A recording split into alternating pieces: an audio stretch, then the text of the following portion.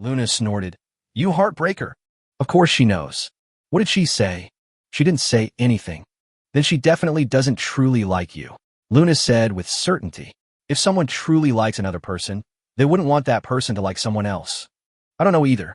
Maybe she's just not good at expressing herself.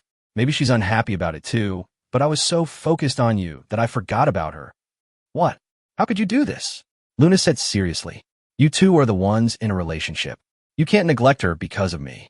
Neither she nor I will be happy if this happens. I also want to say sorry. Perseus, what should I do if I don't want to be friends with you anymore? I want to marry you. Luna seemed to have gone all out and shouted loudly. Kutu outside the window stared wide-eyed, almost falling out. Perseus chuckled to himself. You could tell the old man was trying his best to control himself from rushing in and fighting him. But am I being shameless by thinking like this?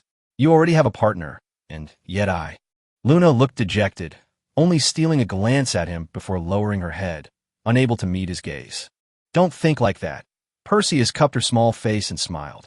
There's nothing wrong with wanting to marry someone you love.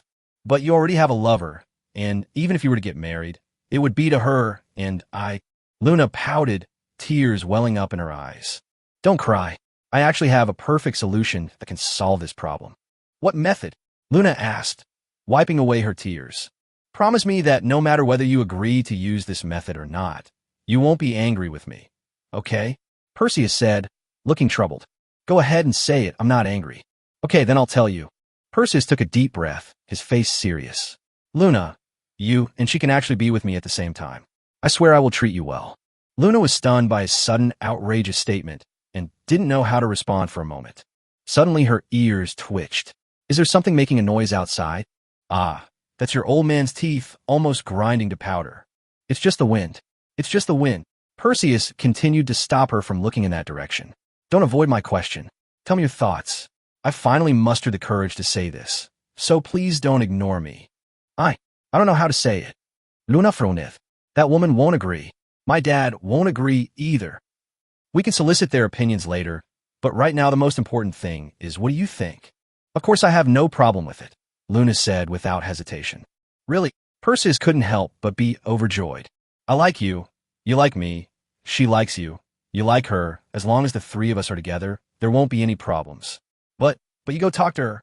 If she doesn't agree, I won't force my way in. Luna continued, I'll talk to my dad, but it will definitely take a very, very long time to convince him. Actually, your father, Lord Cthulhu, has already agreed, Perseus said with a smile. The wind grew stronger. Luna exclaimed in surprise. How could that be? My dad is a stubborn old man, and he's really fierce. If you dare to say something like that to him, he'll definitely beat you to death. He almost there. I met him before I met you. After we explained everything, he let me come over. You can ask Miss Bebe if you don't believe me. Luna still couldn't believe it. Sister Bebe, are you still outside? Yes. Bebe, whose legs were about to give way from standing outside the door, quickly responded. Luna tried to open the door, but Perseus, fearing she would see something she shouldn't, used wind magic to turn the doorknob. As soon as Bebe entered the room, she saw Kudo almost going berserk outside the window, which startled her. Sister Bebe, what's wrong? Are you feeling unwell? Luna asked. No. I'm perfectly healthy. Bebe ignored the window and walked over. Luna couldn't wait to ask. He just said that my dad has agreed that I could be with him and another girl at the same time. Is that true? More or less. The clan leader has already accepted him. Bebe smiled with difficulty. Wow, it's really true, Luna exclaimed with surprise and delight. Perseus, how did you do that? I'll tell you about this later. No, I need to know now. Tell me, please tell me. Luna clung to him, acting all cute and affectionate. I really can't say. Ouch. Perseus suddenly showed a pained expression, but then pretended to be nonchalant. What's wrong? Did I hurt you? Luna asked hurriedly. But I didn't use any force. It's all right, it's really all right. Perseus quickly reassured him. Bibi couldn't help but say, Miss, you'd better be careful. Lord Perseus just now tried to see you. Bibi, don't talk nonsense. Perseus quickly stopped him. However, the more he acted this way, the more Luna wanted to know what had happened, and she kept asking until she gave up. Perseus couldn't persuade him otherwise and fell silent. Bebe wasn't sure whether she should tell Luna, but after Luna pleaded with her, she recounted what had just happened. Luna was stunned halfway through the conversation, and eventually her eyes reddened as she began to sob. You actually did this for me. Luna's eyes were filled with tears. Chapter 33. Helen arrives at the battlefield. Seeing Luna's expression of both heartache and emotion, Perseus was greatly gratified. That old bastard brought this on himself. Although he couldn't beat his opponent right now, he couldn't let the beating he just suffered go unpunished. You're just shooting yourself in the foot. Father-in-law. Perseus smiled and gently rubbed Luna's head. Don't be sad, I'm really fine. I would do anything to see you, even if it means being shattered to pieces. Wah, you're so good to me. How can my dad treat you like that? Where is he now? I'm going to find him and settle the score. Luna angrily broke free from Perseus's embrace. Suddenly, a strange noise from the window made her look over. For some reason, Kutza didn't react in time and was caught red-handed by Luna. His crimson eyes had a blank look about them. Dad, Luna exclaimed in shock. What were you doing there? You were eavesdropping on our conversation. Kutza panicked and missed his target. The three of them heard a loud thud as something heavy fell to the ground. A moment later, Cthulhu, who had transformed back into human form, was grabbed by Luna. He stood there, head bowed obediently, being scolded by Luna, who was not even half his height, without a trace of his previous arrogance and grandeur. Perseus certainly didn't feel sorry for the man, but he had to stand up for him to make himself seem reasonable and understanding. Oldai, Luna, stop talking. Your father is only doing this because he cares about you. I completely understand his love for his daughter, so I don't blame him. Oof. You hit him, and he even defends you. You should really reflect on whether what you did was right or wrong. Kuta had no words to express his suffering. What do you mean, you? Still not convinced? Are you? Luna glared at him, hands on her hips. Say what you have to say. Kuta shook his head with a bitter face. Luna, stop talking. Perseus frowned. Understand. I won't say anything. Luna said softly. Perseus faced Cthulhu, his tone sincere. Lord Cthulhu, I'm so sorry. Luna is too young to understand.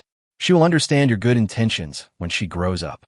Cthulhu forced a smile, but dared not retaliate because Luna was present. Speaking of which, Dad, do you really agree to me being with him? Luna asked, especially since he already has another woman. Cthulhu thought for a moment. Actually, what I mean is, you two should start as friends and talk about feelings in a few years. After all, you're still young. But I'm not a child anymore, Luna said angrily. Luna, don't talk back to your father. Perseus frowned. Oh, Cthulhu's forehead veins bulged. He never imagined that in less than a day, his precious daughter would turn out like this. The other party is clearly an extremely cunning playboy. However, even he had to admire the backbone that allowed him to maintain such composure, even in a near-death state. My daughter is just beginning to experience romantic feelings and has just fallen for a boy. If I were to reveal all the truth about him, it would inevitably hurt her feelings.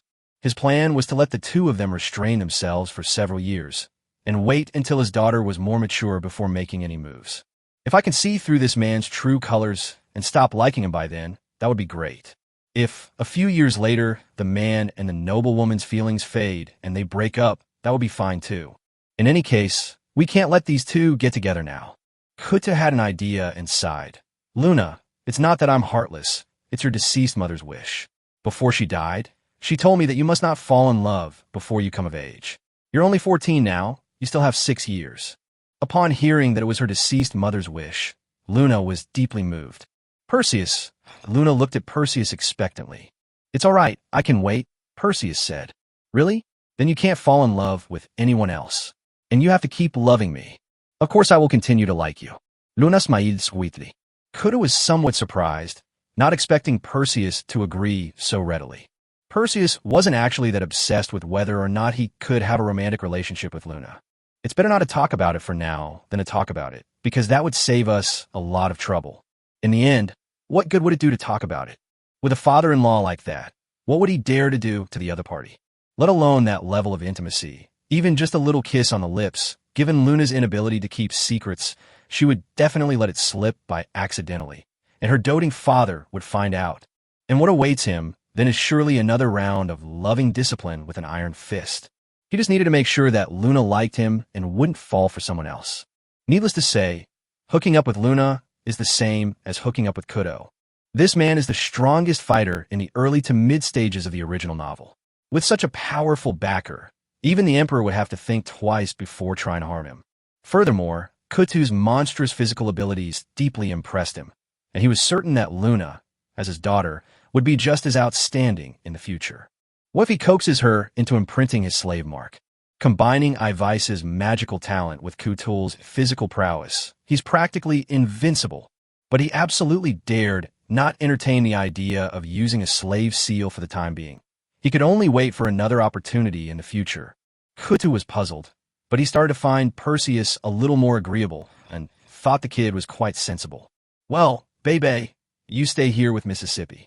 I have something to attend to, and I'll be leaving now. Kuto got the result he wanted, and, not wanting to stay any longer and annoy his daughter, made an excuse to leave. Although she had decided to remain friend for the time being, Luna was not disappointed. On the contrary, she was even happier. That way, she won't have to bear the burden of stealing someone else's man. Oh no, the guilt of stealing someone else's prey. Bibi was also very happy, looking at Perseus with admiration, and couldn't help but sigh. Miss, I really envy you. To have met a man who loves you so deeply. If any man were willing to challenge the clan leader for me, his life would be worthwhile. Perseus was secretly shocked. He swore he hadn't bribed Bebe to say such a thing. But what a great assist. A true gold medalist. Girls all like to be envied by others. And hearing what Bebe said, Luna's gaze towards Perseus softened even more. Suddenly, Kuto ran back, startling the three of them. Dad, not before you come in. Luna fronith. The door wasn't closed. Kuto said weakly. You should still knock on the door. Lord Kuto, what has happened? Perseus asked. Kuto glanced at him, somewhat teasingly. It's nothing serious. It's just that your woman seems to have arrived. If you don't have time to see her, I can help you get rid of her. Which woman? Helen's voice? Oh well, Helen really came, all alone, surrounded by wolves. She looked both pitiful and stubbornly strong. If you bring 2 more children, you can play Qin Xianglian accusing Chinshimi. Chapter 34, continuing to go to school. When Perseus saw Helen in this form in the mansion lobby, he knew she was about to go all out. As soon as she appeared, Helen rushed over and nestled into his arms like a weary bird returning to its nest, her voice soft and timid. Honey, why did you stay in there for so long? I was so worried about you. Although Helen was indeed a woman, although she is still a rare beauty. Perseus was so disgusted he felt like vomiting. Luna, who appeared alongside them, frowned upon seeing this scene. Although she was prepared, she still felt somewhat uncomfortable. Kuto watched all this with a smile on his face. He wished his precious daughter would rush up and slap Perseus to end it all. It's all right, don't worry, look at me, I'm perfectly fine. Perseus gently patted her back, comforting her softly. Have you made up with Miss Luna? Helen asked. They've made up. So what is your relationship now? This time, Helen looked at Luna. Luna's heart skipped a beat, and she instinctively stood at attention, her body stiffening. We are friends now, Perseus said. But I don't want to hide it from you. We actually like each other. Before Luna could be disappointed, Perseus added firmly. Luna's face was flushed, and her eyes brightened considerably. Kuto was secretly sneering when Perseus said he and Luna were friends, but now he was dumbfounded. How thick-skinned is this kid? How could someone say something like that without batting an eye? How could this happen? Helen looked at Perseus in shock and sorrow, her eyes brimming with tears.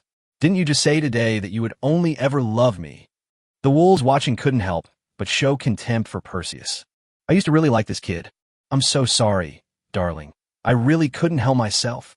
Perseus cried out in anguish. It's all my fault. Blame it on me for not being a faithful man. Why don't you cut that thing off, you scumbag? The wolves were puzzled by Helen's sudden, harsh words. Helen coughed awkwardly a few times. She was so engrossed in her role that she accidentally blurted out her true feelings. But soon, she gave a bitter smile. It's okay. No matter what kind of person you are, I will love you because I love you so much that I can't help myself. The wolves were once again moved by Helen's infatuation and a deep contempt for Perseus, that womanizer. Of course, they also felt that their young lady was an outstanding woman, and it was only natural that this man would make mistakes. My dear, Perseus was deeply moved and hugged Helen tightly. I really don't know what to say. I'd rather you scold me or beat me up,